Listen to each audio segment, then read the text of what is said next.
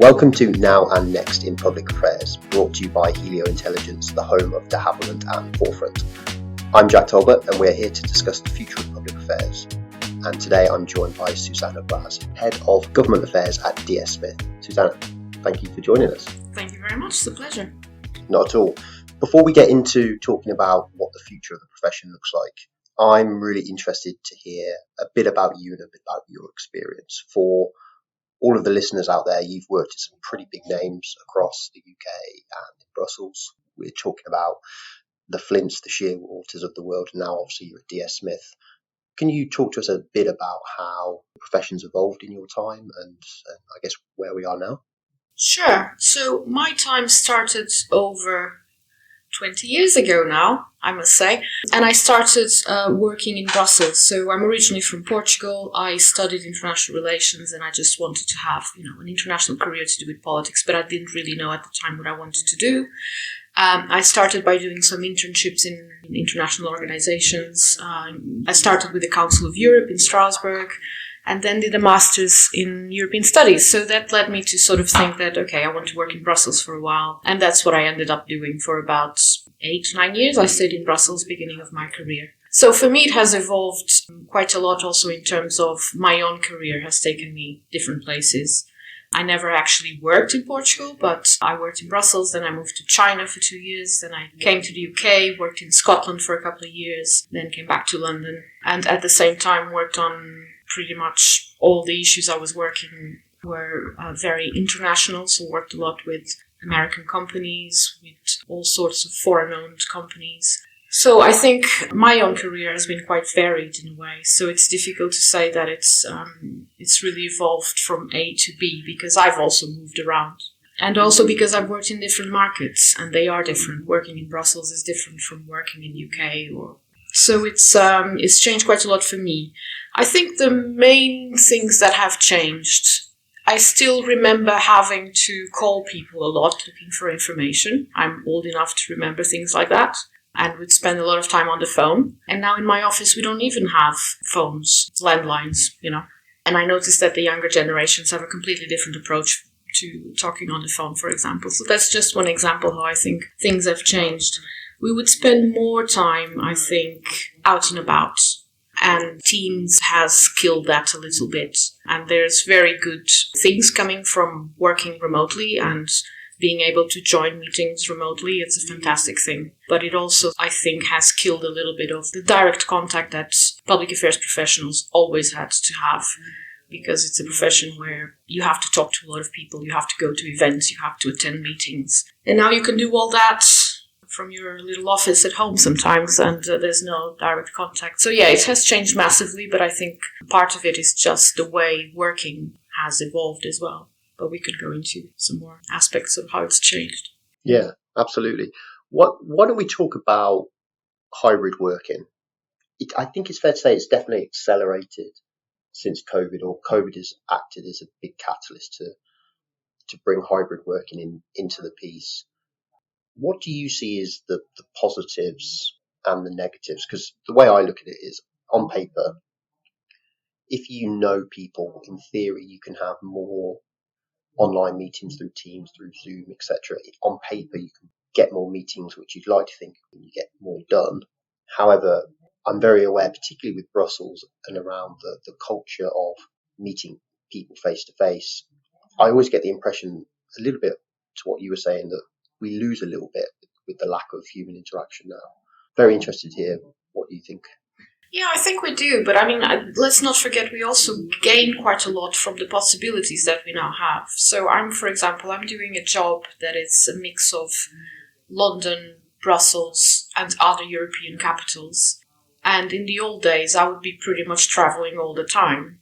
I have to attend trade association meetings in several countries and sometimes meet with governments in different countries or even meet my own colleagues in different offices. And there would be a lot of constant traveling. Sometimes I've experienced that in the beginning of my career, traveling for a 1 or 2 hour meeting and then going back. So I think the productivity wins of working remotely or being able to join a Teams call to solve something without going to another country, it's tremendous. So we have to be thankful for that. But I try to keep an element of direct contact. So, I don't attend every single meeting in Brussels in person, but I do attend one of the various meetings I need to attend that are recurring. I try to go every 2-3 months. I do attend some events where I know that my peers will be there because I want to catch up with them. I think it's just bearing in mind that you have to complement that, not fight it, because otherwise, it's just the world has moved on. Yeah, it really has. It really, really has. I'm really interested to understand a bit about your experience, particularly when it comes to different sets of stakeholders. So what I mean by that is external stakeholders and the dynamic there. We've covered has changed slightly when it comes to technology and hybrid working. You've obviously worked in the consultancy space and at the in-house space as well. What does the dynamic look like when it comes to your internal stakeholders? What I'm really interested in understanding is how much of your time is spent with internal stakeholders, either trying to inform, I guess, about the role of public affairs or strategy operationally. What does that look like from your experience? I spent quite a lot of time with internal stakeholders. That's a very good point. I think the image of, the public affairs professional and the lobbyist just sort of being someone who's never in the office and is always sort of floating around, talking to various external stakeholders. I think it still exists partly, but mostly we are part of the business. And of course, we have to focus quite a lot on our internal stakeholders. Well, first of all, we have the permanent challenge, I suppose, of public affairs and government and policy work, which is having the buy-in from our leadership to actually do the work that we do. And that exists or doesn't exist at, different levels in different companies. But I'm very lucky that I do have that understanding of the work that I do and the importance to the company. We also work, at the moment, I'm working in an area to do with sustainability regulation that there's quite a lot coming our way. So it's very evident to the business that we have to be on top of it and we have to understand how it affects us. We have to influence it and we also have to be aware of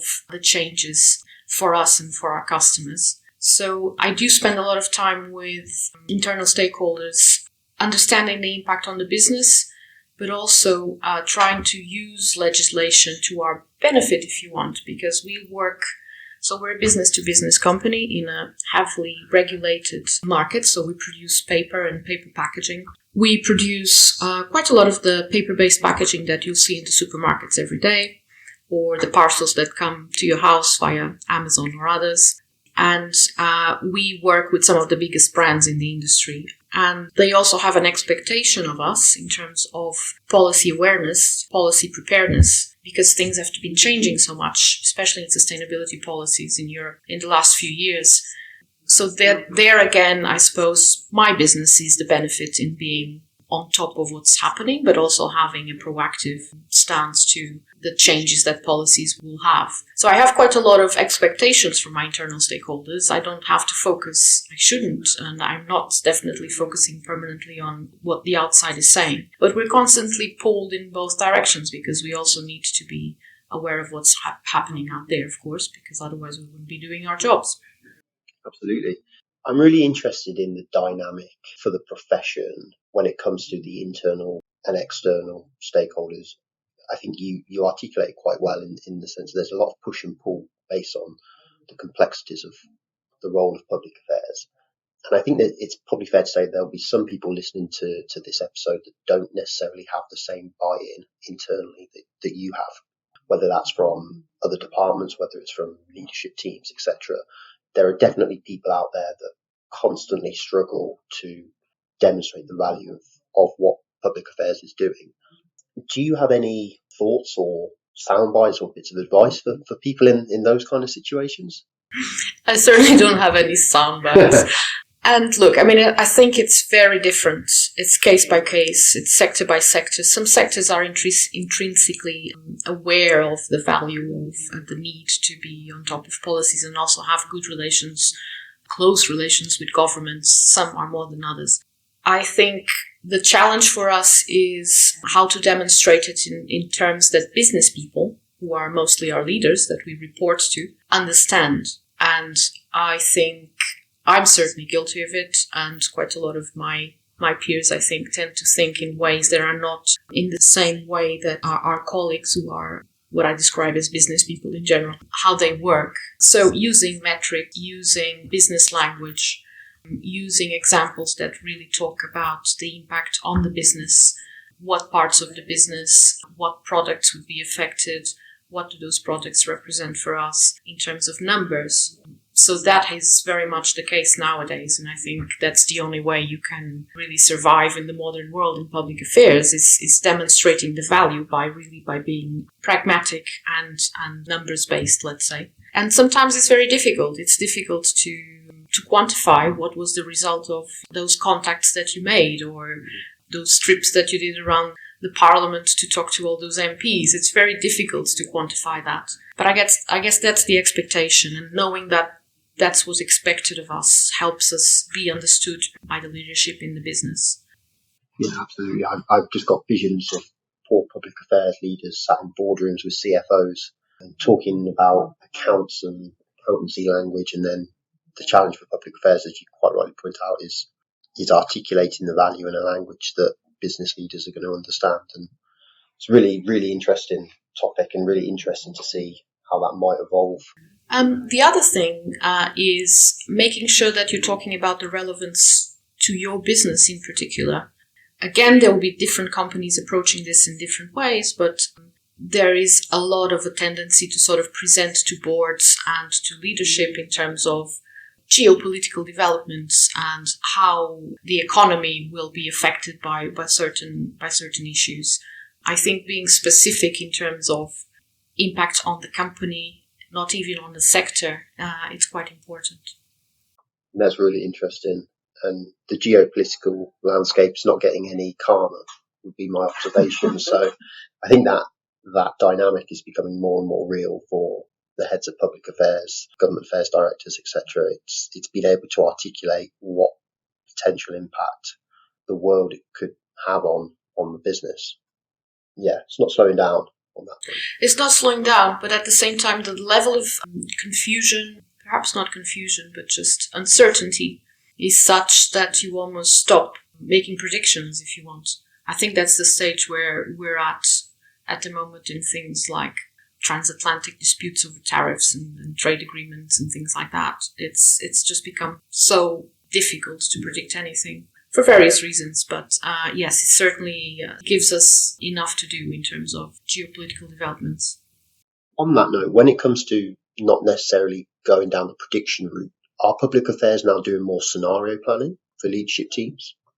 That's a really interesting question. I think definitely going more into disciplines that have to do with integrating economic methods into analysis and prediction. So scenario planning, certainly, risk management, risk analysis. I think those are areas that have become more important in public affairs, certainly.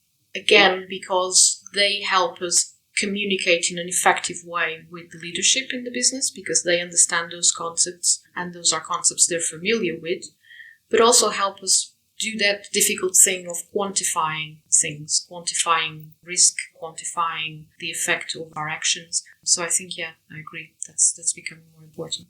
Really interesting. Really interesting. Thank you. Let's move on and talk a bit about technology and specifically AI. You very, very clearly articulated in your experience how technology has come in regards to having less face-to-face and more kind of virtual meetings. AI is kind of prominent for everyone in all aspects of life. I don't think public affairs are exempt from AI. I think it's definitely coming. I'm really interested to understand what you think about AI in general, but also what your thoughts are on how AI is going to impact the profession.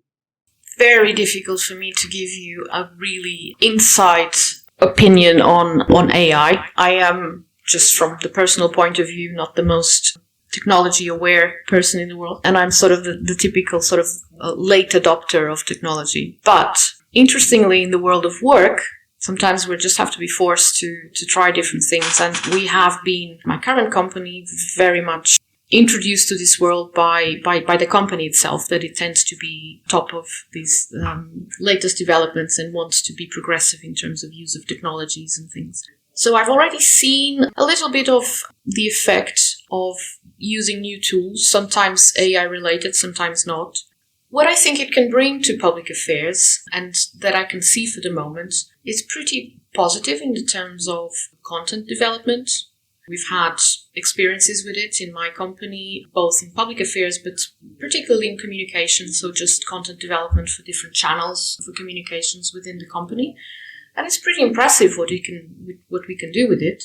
Translations as well. I'd be interested to see in the future how we can go into data analysis, into compliance, for example, some really complicated things for us to keep on top of when you have operations so we have operations in over 30 countries in Europe, just to talk about the EMEA region. We have certain rules that exist in all these different companies that affect our supply chain, our production. Keeping on top of all of this, it's pretty difficult. So having something that supports that compliance that is IA based, it will be interesting to see in the future how things evolve in that aspect. Also because regulation is becoming very burdensome in terms of integration of data, in terms of the data you have to report on. So it'll be interesting to see how that can help with compliance in the future.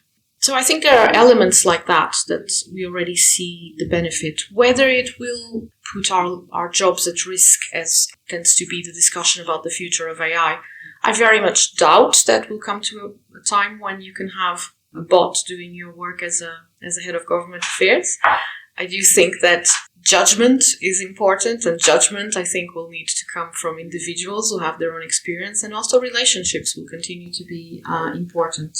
So in a way, things have evolved a lot, but the fundamentals of public affairs are still important, and you still need people to do them. We certainly hope so, because without people, we probably won't be doing this podcast. So certainly hope that there's a place for us.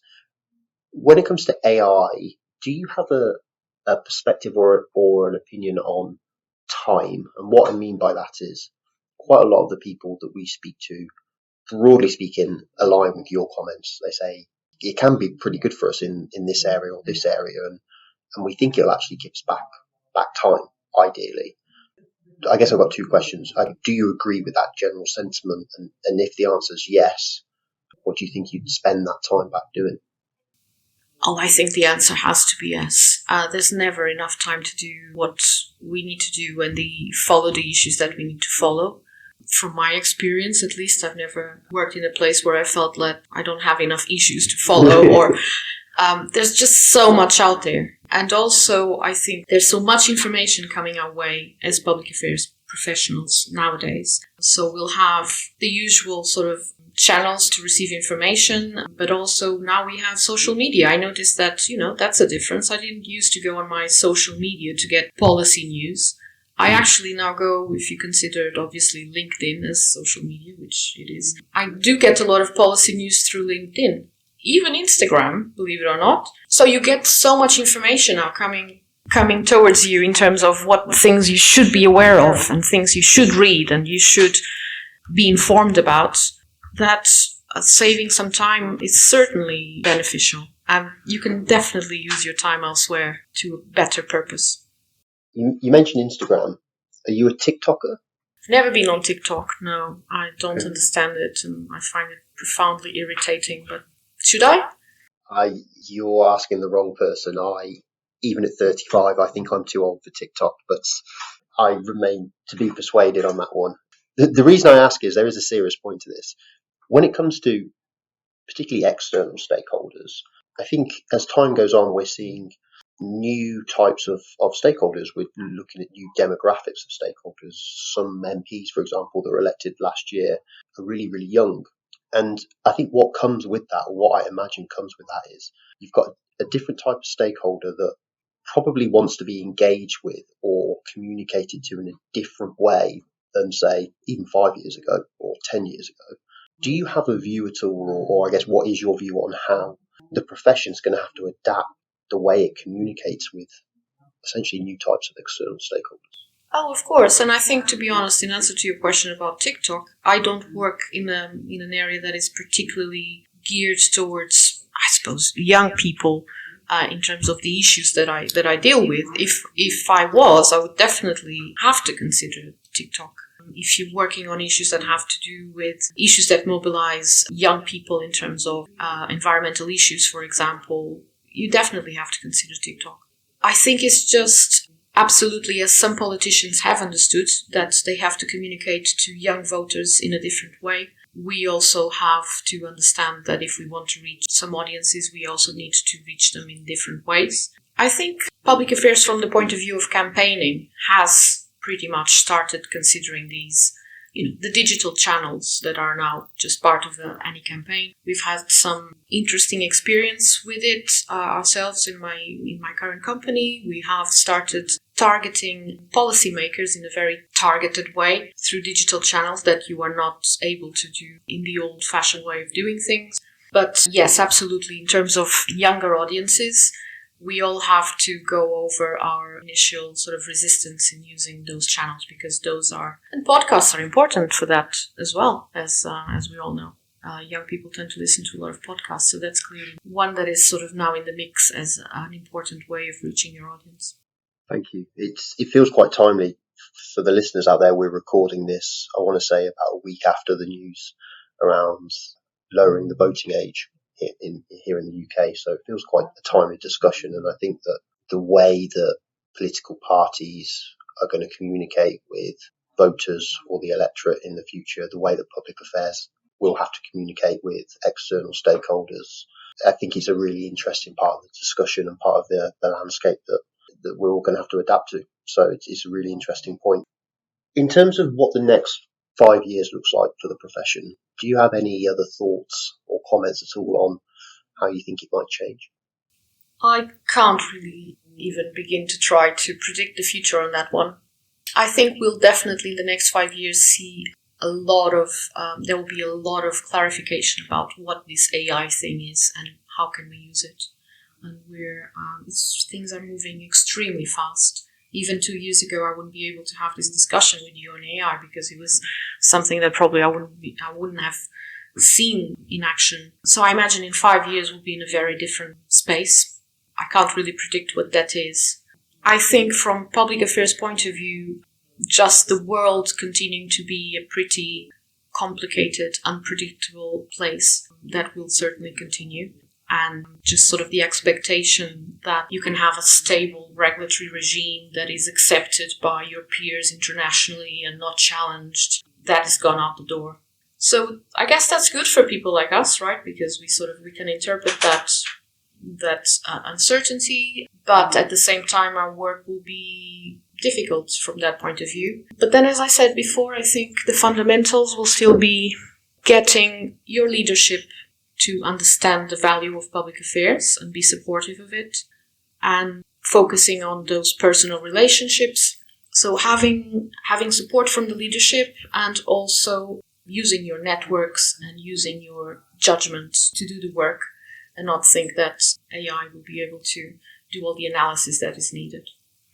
Very interesting. Very, very interesting. I think you're right. I think that the ever-changing geopolitical landscape is not slowing down, and I think that's going to be a big challenge for everyone. And I think public affairs is still going to have to not fight the old fight, but I think the profession is still going to have that internal challenge, if you like, about demonstrating the value to internal stakeholders. Thank you very much. That's been really interesting. A couple of questions to finish. The first one, what would be your single non-negotiable piece of advice for someone today that is starting out their career in public affairs? The non-negotiable is to think that you can do your job from home, from your office, in front of your computer, and just think that, human interaction is no longer needed in public affairs. And I certainly try to tell that to the young people who work with me. You also need to be the type of person that likes to interact, that likes to hear what other people have to say, likes to engage in conversation. I think those are the fundamentals, and they will continue to be. Good. Very, very good. In the UK or in Brussels, what would you say has been your best whether it be a conference story, conference experience, trip to Strasbourg. What's been your best, I guess, non-office experience when it comes to politics, public affairs? Oh, I don't think I would say conference experience would be it. They tend to be pretty crazy. Oh, that's a really tricky question. So as someone with experience in Brussels and UK, I must say I really miss the experience of being, in a way, in the Brussels bubble, and having worked in European Parliament briefly in my career, of just having that feeling of how international it is and all the languages around you. Other than that, Brussels is also a place that likes a good event. It's quite a lot It going certainly on. does. So no, nothing comes to mind, but I do miss that aspect of just having the whole world represented usually around a meeting. It's such a small place as well. That's one of the things I love about going to Brussels, is it's such a small place and you've got this massive range of different people from different places, but you're all there basically because you're really interested in politics. Yeah. It's quite nerdy in some respects, Totally. but brilliant at the same time. A couple of questions which has a bit of a UK lens, so you'll have to forgive us for this. Do you have, or who is your favourite Prime Minister? Don't say that. Or we could go for, who's your favourite politician? I can't say who's my favorite prime minister. No, can't. Who's my favorite politician? Jesus, Jack.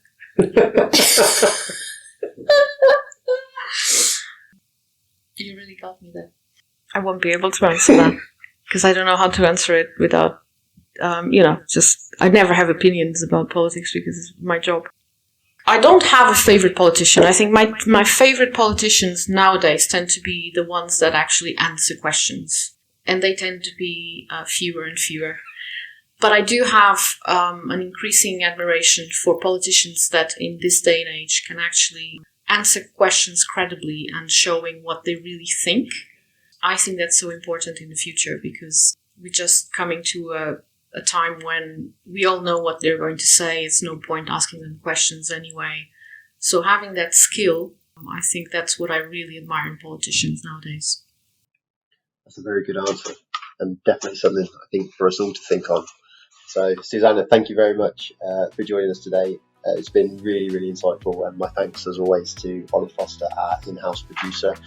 Perhaps you have a view on the future of public affairs and would like to share, or would like to add to the discussion yourself, please follow the link in the show's bio, which will direct you to our feedback page for Helio Intelligence, which is of course the home of de Havilland and Forefront.